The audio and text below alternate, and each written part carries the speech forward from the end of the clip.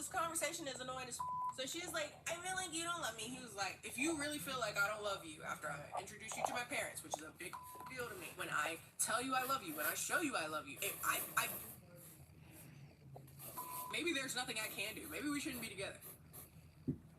And if you don't want to be in a relationship with me because you think I don't love you, then I don't want to be with you either. And I'm like, okay, that's cool with me because this is getting on my nerves. And it's like, I don't know how y'all do this. Also, one of the things I was thinking about as I was watching this like go back and forth, I was like, I don't know if I have the patience for like a real relationship. Because if you hit me out of left field with that I would just be like, I'm not doing this. like I'm not doing this. I'm not doing this back and forth because you woke up one day wanting to start a fight. I'm not doing this. You do this 3 times. You do it 1.5 times, I'm probably out. I don't have patience for it. Like, you just woke up one day mad. Hi. I ain't do like, especially after he's like, all right, I'm getting the out of here. And she goes up to him like, please, don't leave. How you gonna say please don't leave and your dumb ass starting to fight? No. But he decided to stay in the house. I wouldn't. But he stayed in the house, but they need their space. Okay? Back to Clay and Thank Nikki, you. he still I'm talks glad about I'm again, memorable. And he ends up saying in a conversation something along the lines of like he saw recently while filming the other seasons of Love is Blind on the show that he's on, he didn't think that perhaps he should watch. He's like, yeah, I saw the other dudes and they was talking about like how much they really want to get married, and I'm like, I am not like them other men, and I feel real embarrassed because I'm not that.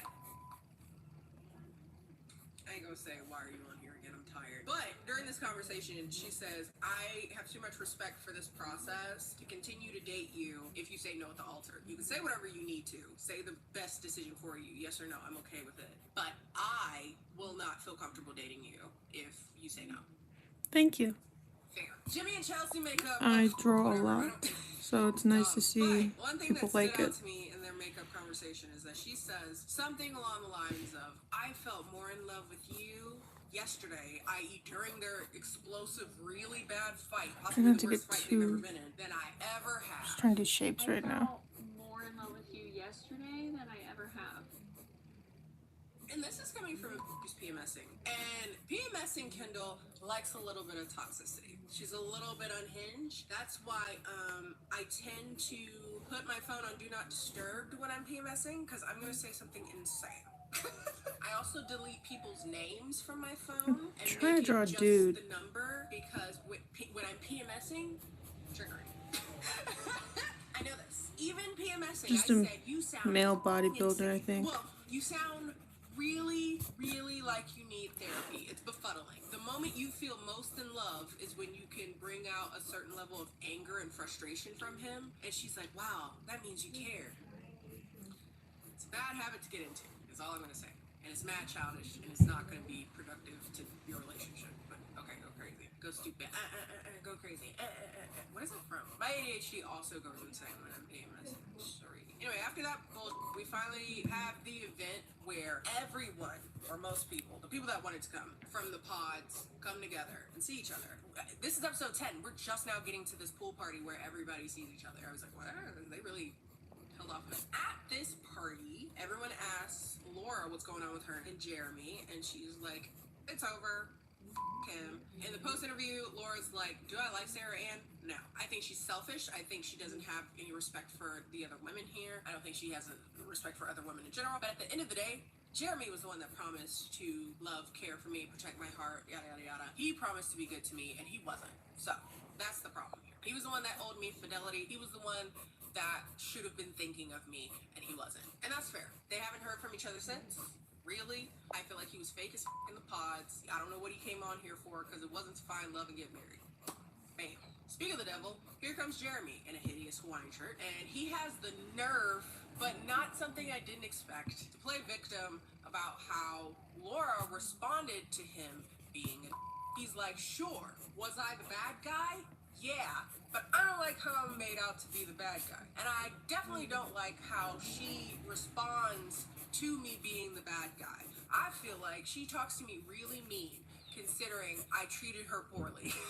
She spins everything I say back, and it's like, obviously you don't want to work on things. Which, in fairness, it is pretty obvious she doesn't want to work on things. So after that, Trevor comes to the barbecue, which, if you didn't watch the last part, is very anticlimactic because who the cares? He also isn't cute to me anymore. There's something about lying that makes your scalp issues come to the forefront. Ain't nothing wrong with having a little bit of psoriasis, but I don't like you. So I'm gonna call you names. Anyway, Jessica also comes as well. Super awkward because this is the first time that Jessica and Jimmy are seeing each other face to face. They have a conversation which is a bit overtly flirtatious from her side. Well, he was a little... I think they stayed on the border of being too flirtatious, but were able to take it back because it's hard to tell because there's certain aspects of the conversation that's just honest, which comes off as a display of feelings, and it's hard to tell whether or not that's in the past tense or the present tense or Thank you. whatever. I think it's pretty clear that Jessica still has feelings for him, and if he broke up with Chelsea today and said, hey, I want to get with you, Jessica, she would jump on it. It's pretty apparent that that's the way she feels, but she says to him, I want you to be good to her. I want you to be good to her. Why do you say it like that? He does say something along the lines of, like, admittedly, she makes him nervous. She's very straightforward in a way Thank that you. is a little disorienting for him. But at the end of the day, you know, if you gave someone even a tenth of what you gave me in the pods, that man will be the luckiest guy. That's nice. And if I were being completely honest, you were still my number one. Now, if you recall, in one of the other parts, I brought up how he said pretty much that around Chelsea's friends. And at the time, I was like, ooh, Chelsea's good with that? But he's consistent. He's not wrong. It does come off that he still liked Jessica more, but he felt pressured by her because she's like, I want you to make a decision. And he was too scared to do that. So he was like, I'll just go with the other one because she doesn't do that. Okay. So.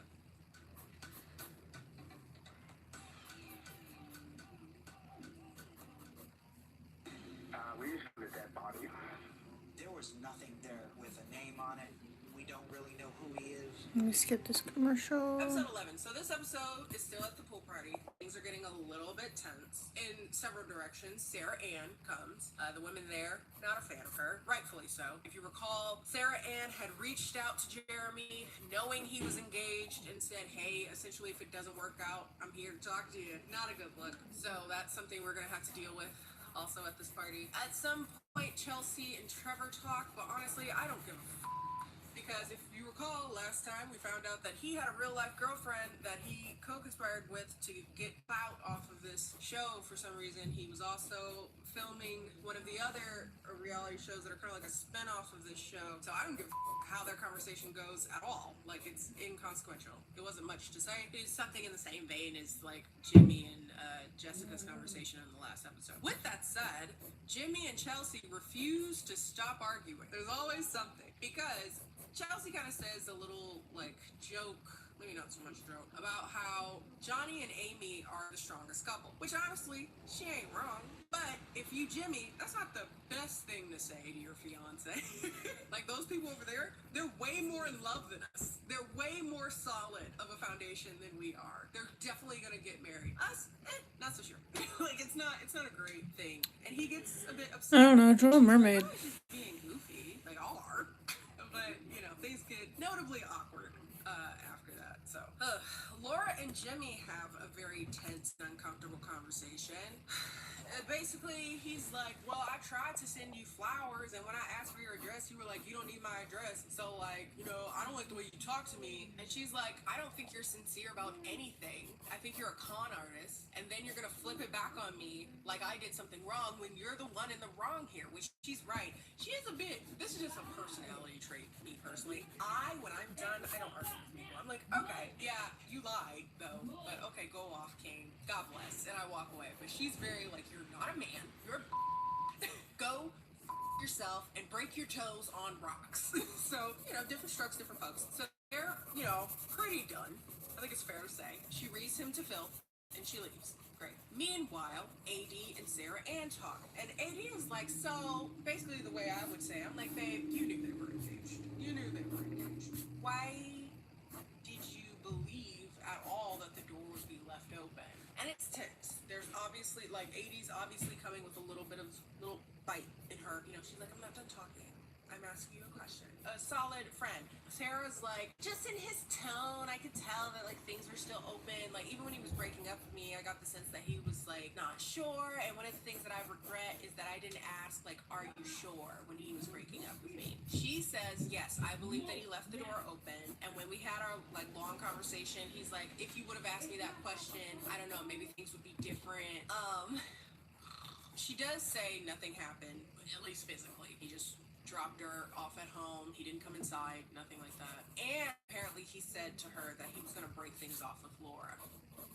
I don't know if this is editing, but if we're doing it in the sequence of events as it is shown on camera, this would be that he told Sarah Ann that he was dumping Laura before they had the argument about him staying out until 5:30. Before they had that whole blow up, he was going around telling another girl that he was going to end things with his fiance. And then he has the nerve to go to Laura and be like, well, I was trying to work things out with you. I was trying to send you flowers. Granted, I was trying to send you flowers after I told another girl I was breaking up with you. But you're really mean about it. And it's not cool. I just don't like the way you talk to me. That guy. And again, last episode, we already know real life, he applied to be on the show allegedly while engaged to another woman, and that was aired out by that other woman's mom. Very funny. Anyway, but AD is like, you contacted him knowing he was engaged. Right. That's great. Not cool. Not good. That's crazy. That's wild. And things get tense, and you know, Sarah Ann starts to feel a bit on the defensive. She's like, I don't need to be interrogated by you, and blah, blah, blah. Whatever. So still hot from that confrontation of sorts. Sarah Ann and Jeremy talk it over. She was like, I didn't think it was weird or bad. And he's like, no, it wasn't. It wasn't weird or bad. And I'm like, you thought it was weird or bad, or funny enough, you told Laura, like, oh my God, I gotta tell her, I can't, you big guy, big mouth. He been a big, messy this entire season. He's like, no, like, what, you liar? Anyway, Sarah Ann's crying, like, oh my God, like, I don't regret it. I'm not sorry. I came here to find love. I didn't come here to make friends or whatever. I'm not sorry. But he's like, I made the wrong decision in the pods, and he's like, I should have gone with you. And then they go off and jet ski. Two messy together. That's fine. Go ahead. So at the end of that, it's 9 days before the wedding, and the couples do a bunch of cute little activities. I'm only mentioning this because I want to bring up Clay and AD. They were painting shoes. Super cute. I would love to do that. I also just bought, this side note, one of my favorite black artists on Twitter just released paint by numbers canvases of their paintings, so you can get them and paint them yourself. I think me and my friend, I'm going to go back to LA next month, and me and my friend are going to have a girls' night, drink wine, and do it. It's going to be so much fun. Anyway, so that sounds like fun to me. Amy and Johnny are still having conversation about contraceptive, and this seems to be the only thing of conflict that they can show about them, and it's not really much of a conflict because she's like, yeah, I'm going to get on birth control. And that's about it. They do the dress shopping, which I just skimmed past because I do not get it. But I do think it was cute that AD called her sisters built-in besties. That's very cute. That's adorable. Yeah, they cry, they try on yada yada yada, I don't care. And basically at the end we have Chelsea and Jeremy going on a date, and he ends the episode saying, we haven't talked outright about whether or not you're gonna say yes or no at the altar, so we need to talk about that. And that's what the episode ends. So at this point I decided to have some predictions. Okay, I wrote these down before seeing the wedding. So my predictions at this point was Clay and AD, absolutely not. They're not getting married. Johnny and Amy, yeah, there's no point in wasting our time. Chelsea and Jimmy, really a toss-up. I had no clue at this point, so. Luckily for us, we ended up on episode 12. Chelsea's like, I can see us getting married today. And the way she words that is kind of like yesterday. Wasn't so sure. I don't know if you were having an off day, but yesterday I was like, it's not promising. But today, yeah, I can marry you. But honestly, when you're marrying a person you've known for 2 months, like, how sure can you be about the person anyway? But I can imagine that's not very reassuring for Jimmy. So he's like, well, I guess it doesn't really matter how reassuring it is for Jimmy, because he's like, yeah, I don't want to get married. I don't want to get married. I think I want us to be together. I want to continue being with you, but I don't want to get married. They argue, they go back and forth, and she's like, I'm so tired. Sorry, I'm so tired of her. I'm so tired of her voice. He's like, we've just had so many issues that are pretty big issues. Throwing my past relationship with my friend in my face, saying it on camera when I asked you to say to like keep that in confidence, because again, I didn't want all her business to be in this show. Like that's up. And you did it. And she was like, I know you said not to do that, and I'm sorry. He was like, well, that's a big deal to me. I asked you to keep something in confidence, and you didn't. And she's like, well, what about that time you called me clingy? What about that? What about that? And he was like, you said you didn't think I loved you. Like that's really fundamental, like kind of issues, and we don't have a lot of time to figure those out. Like we're not on great footing right now. And she's like, wow, I guess we're done. And then she leaves the table, and I'm like, okay, I don't know. And with that said, at this point, there's only 2 couples left, shockingly, and only one of them that I think could ever or should ever get married. We have Adie and Clay, and we have Amy and Johnny, and they have their little bachelorette things, and it looks really dumb. And Bye.